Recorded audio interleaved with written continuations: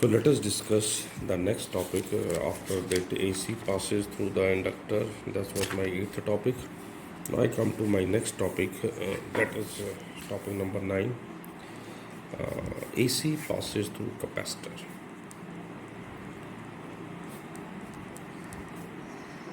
AC passes through capacitor. सो अभी थोड़ा बहुत आपको पता लग गया कि बेसिकली हम ये काम कर क्यों रहे हैं. So we have to find that phase relation between the EMF and current. In order to find that, we are doing all these things. So again, let us consider a capacitor of capacity C connected to an AC source as shown in figure. Check करना है, बहुत simple diagram. So E is equal to E naught sine omega t आपने connect कर दिया. Good. तो जैसे connect किया तो चार्ज फ्लो करेगा क्योंकि इसको पहले इन्हें चार्ज करना है. तो उसके लिए मेरे को एक फार्मूला कौन सा आता था. यस, मेरे को आता था I is equal to dq by dt. Check करना, dt of q is equal to c into e. Why? Because we have done q equal to c into v. v potential था, उसको मैंने e से replace कर दिया. Put the value of dt of q. c constant है, e की value थी e naught sine omega t. c outside e naught एन. सो साइन का derivative cos omega T into साथ में क्या लिखते हैं ओमेगा. क्लियर? साथ में क्या लिखते हैं ओमेगा. इसको सॉल्व किया तो बच्चे क्या आया, इसको सॉल्व किया तो आपके पास आया C E naught omega cos omega T. Once again if I want to write the maximum value then I naught, इसको मैं 1 बोल दूंगा तो मैक्सिमम वैल्यू आ जाएगी मेरी सी ई नॉट इंटू ओमेगा भी साथ में आएगा.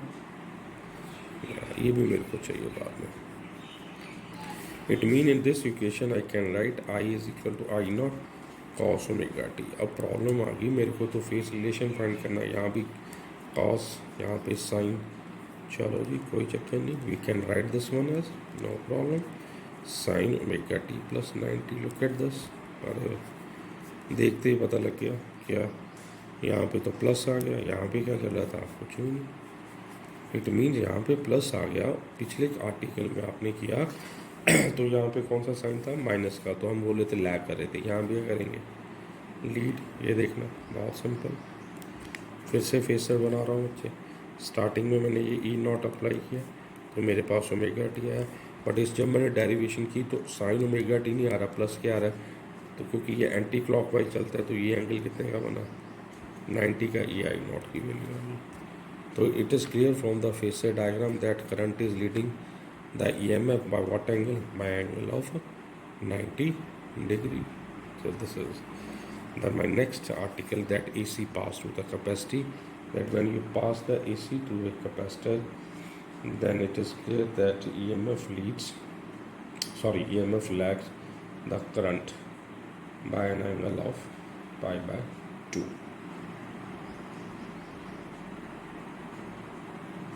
And if you draw another graph between EMF and current, so you will find that EMF will attain the maximum value earlier than that of the EMF by the time t by 4.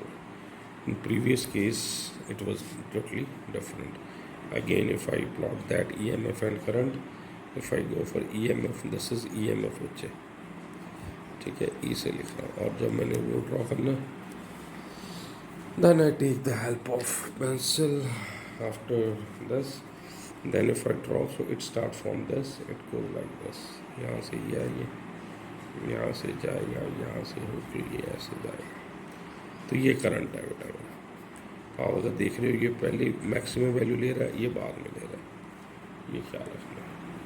तो EMF और current का ये relation है कि capacitor के अंदर EMF क्या कर रहा है कैपेसिटर के अंदर EMF क्या कर रहा है, कैपेसिटर के अंदर EMF लैग कर रहा है, करंट लीड कर रहा है by an angle of 90 degree. Let us go further and define another factor. Just listen बच्चे, what was this. This is the maximum current and is equal to C E naught omega.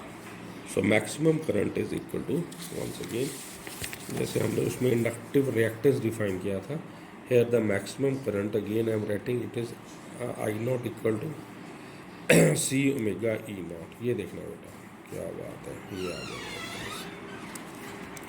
अगर इसको देख रहे हो आप, इसको मैं Ohm's law से कंपेयर करूँ, E naught equal to I naught by C omega. If I compare with ohm's law, if I compare with Ohm law, it was Ohm's law equal to I naught R. So what the relation you find? You find that instead of resistance there is a term 1 by C omega, and it is represented by Xc. So Xc is equal to 1 by C omega, where Xc is called capacitive reactance.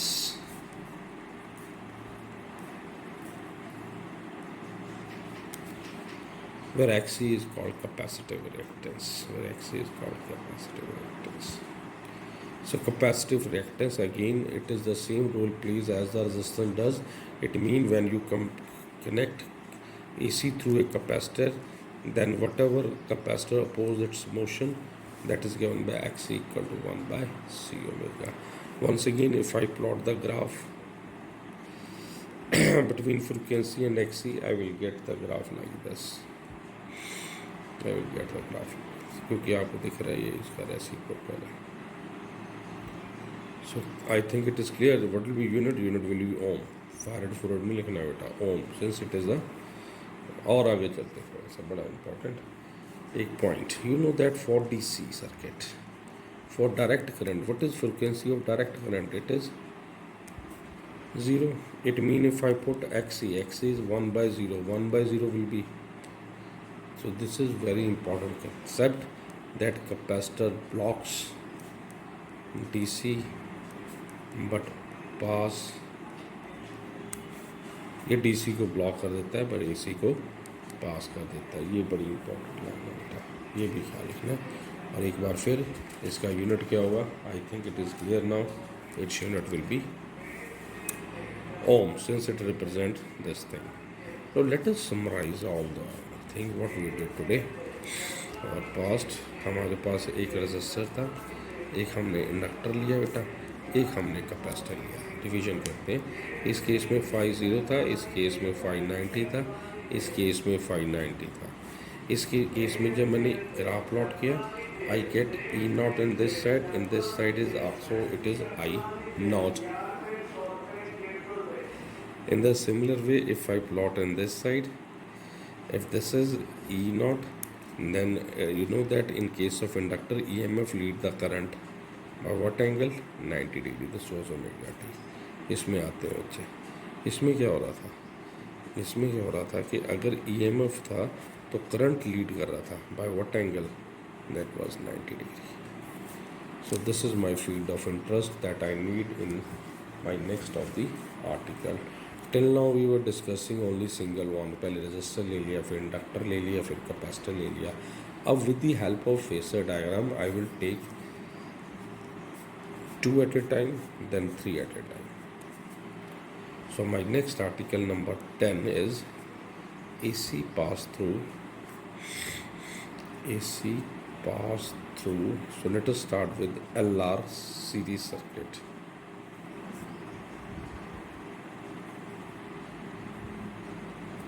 LR series circuit. LR means एक inductor लगा हुआ बच्चे, एक क्या लगा हुआ वहाँ पे रेजिस्टेंस. इसको हमने कनेक्ट कर दिया एक AC सोर्स के साथ. चलिए लगा देते हैं. ये LR का इंडक्टर, इसकी resistance R. You know that when you connect in series the current will be same. चलो अगर करंट सेम है, अब मैं कोई डेरिवेशन नहीं करूँगा बेटा, सिंपल फेसर डायग्राम पे आऊँगा. पहले हम जब लिखते थे तो ये मेरा सोर्स था E naught sine omega t. हम यहाँ पे आई नॉट लेते हैं like this. Now instead of this first I will write current. Since current is same in both the cases, I am taking along this axis. Got it? Now let us suppose the potential drop across is represented by V L, and potential drop across resistance is given by V R, since it will be different. Across it is VL, across it is VR. But also I know that in my previous knowledge that if I find the relation of current with the resistor when AC, then I know that both are in same phase. So VR will be in this side. And I know that in case of inductor, EMF leads the current by an angle of 90 degrees. So this will be VL. Since both represents a vector, so I have to find the resultant of these two. फिर से देखना बेटा, ये दोनों L और R circuit मैंने series में लगा दिए, सीरीज़ में करंट सेम होता है, तो मैंने अलॉन्ग एक्स एक्सिस जिसको फेसर डायग्राम बोलते हैं आई टुक एज करंट। फिर मेरे माइंड में आया कि जब एसी को मैं रेजिस्टेंस में पास कर रहा हूँ तो मेरे को पता है उसका तो फेस ही जीरो होता है, phi zero both are in same phase. तो मैंने कहा जो ये ईएमएफ पोटेंशियल ड्रॉप होगा that will be same that of current. But when I come to this sine inductor, that I know that in inductor EMF lead the current by an angle of 90 degree। अब मेरे पास दो face vectors आ गए, एक we are आ गया, एक आ गया V L. Class 11th में आपने पढ़ रखा है if they are two vector P vector and Q vector and both are represents the coinitial then resultant is given by which law? Yes, very good, parallelogram law of activation. This is the resultant EMF। This is the resultant EMF. And what is that resultant EMF? So we find कर देते हैं that is resultant EMF. So this is resultant EMF. Now you know that how to find the resultant. Resultant EMF is given by, so let us write for maximum. So it is equal to first का square plus second का square plus twice of first into second into cos of 90. And what is cos 90? Cos 90 is 0. So it is VL into VR का square. This is the resultant EMF. Also Ohm's law use करते हैं बच्चे, current into resistance I naught XL का square plus current into resistance I naught into R का square. From this take I naught is common. What do you get inside? Inside you get XL का square plus R का square. XL का square plus R का square. So this is my resultant EMF when AC pass through LR circuit. If I compare this equation with the standard Ohm's law, E naught equal to I naught into R dash लिख रहा हूँ मैं, then it is clear that this thing, this quantity, this circle में डाल रहा हूँ इसको, this quantity will play the role of what? It will play the role of resistance. In series it is called impedance, not resistance. Impedance. And impedance is represented by Z. So impedance of the circuit is given by XL का square plus R का square. Numerical आएंगे बच्चे, याद रखने हैं। Impedance represented by Z and it is equal to XL का square plus R का square. So let us find the maximum current. So E naught will be E naught divided by Z. Also, if you see the phasor diagram, it is clear from the phasor diagram that EMF lead the current by an angle of phi. It is not value 0, 90, 270, it is phi. So one thing is clear that EMF lead the current by an angle. What is that angle? Phi. Again with the help of parallelogram, I want to find the value of tan phi. तो हमें 11th में याद था कि जिसके साथ angle बनता है उसका ऑपोजिट लेना है. So VL by VR. So tan phi is equal to VL by VR. Ohm's law use करूँगा, so it will be I naught XL I naught R. तो I naught कैंसिल हो जाएंगे, tan phi equal to XL by R. So this was the article when AC passed through कौन से circuit में बच्चे? LR series circuit. चलो थोड़ा बहुत लगा पता, एक और आर्टिकल करते हैं, ज़्यादा क्लियर रहेगा. And another question that I will ask, what is the unit of impedance? Very simple question. Now you know that Z is impedance. Impedance is nothing but the resistance. और जब resistance का आता है तो हम बोलते हैं क्या यूनिट उसके, ज़्यादा तो सोचना ही नहीं है, ओम. Now my next article 11th is AC pass through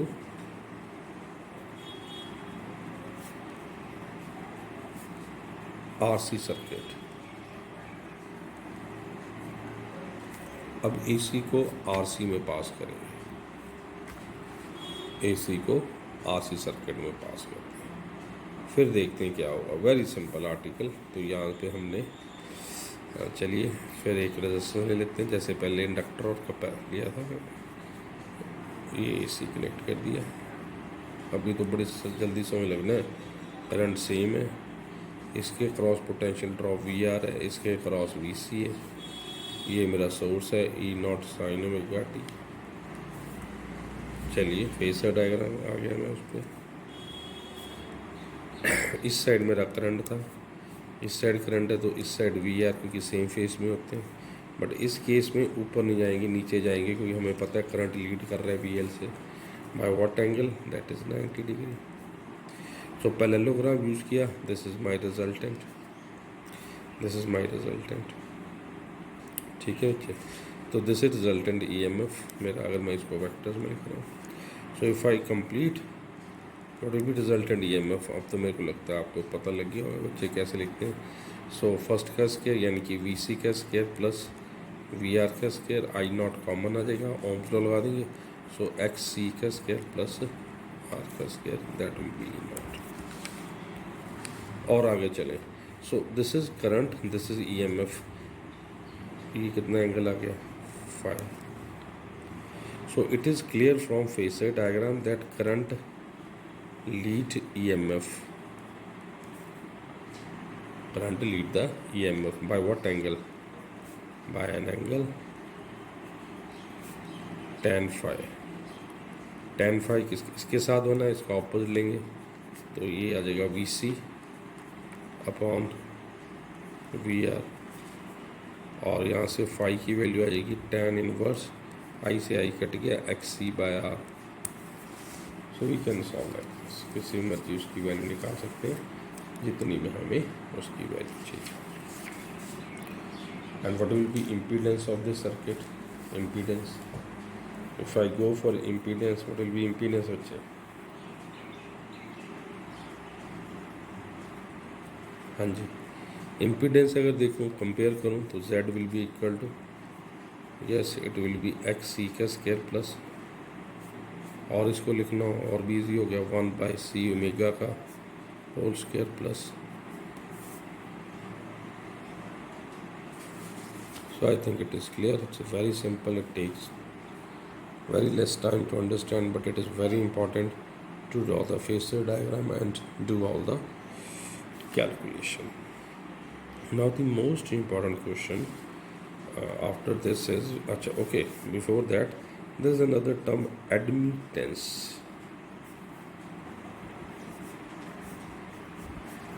Admittance is basically the reciprocal of impedance.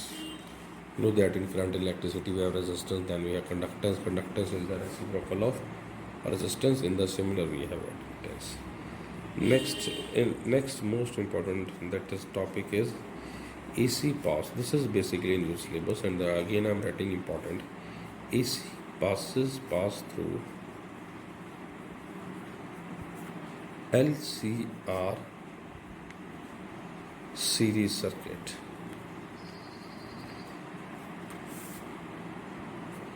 LBA, CBA और RBA law. So let us find what happened when AC passed through LCR series circuit. चलिए करते हैं शुरू बच्चे। लो जी, बड़ा simple सा, resistance लिया, inductor लिया, कैपेसिटर ले लिया, और इन तीनों को सीरीज़ में तो मैंने कनेक्ट कर दिया। जैसे पहले 2 कर रहे थे, अब 3। इसमें मेरे को पता है VR करंट की डायरेक्शन सेम होगी। इसमें मेरे को पता है कि VL लीड करेगा, करंट क्या करेगा, लैग करेगा। इसमें मेरे को पता है करंट लीड करेगा और VC क्या करेगा, लैग करेगा। इन तीनों को कंबाइन कर दूँगा। ये रेजिस्टेंस, सेल्फ इंडक्टेंस, कैपेसिटर, इसके क्रॉस पोटेंशियल ड्रॉप VR, इसके क्रॉस VL, VC।